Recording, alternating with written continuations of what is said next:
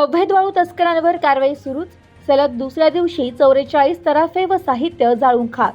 नेवासा जिल्हा प्रशासनाने अवैध वाळू उपशाविरोधात उघडलेल्या मोहिमांतर्गत नेवासा तालुक्यात सलग दुसऱ्या दिवशीही धडक कारवाई करण्यात आली.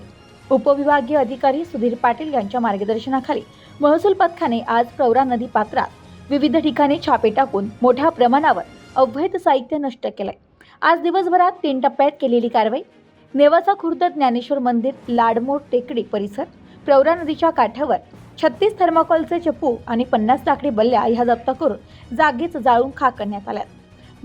दुसरी कारवाई नदी पात्रातील अन्य एका ठिकाणी 4 थर्माकोलचे चप्पू नष्ट करण्यात आले असून कापूरहोड या भागात सुद्धा 4 चप्पू, 16 लाकडी बल्ल्या या जाळून खाक करण्यात आल्या. आज दिवसभरात एकूण 44 तराफे, चप्पू आणि मोठ्या प्रमाणात लाकडी साहित्य नष्ट करण्यात प्रशासनाला यश आलंय. कारवाई दरम्यान बोटीमध्ये तांत्रिक बिघाड झाल्यामुळे खोल पाण्यातील कारवाई पूर्ण करता आली नाही.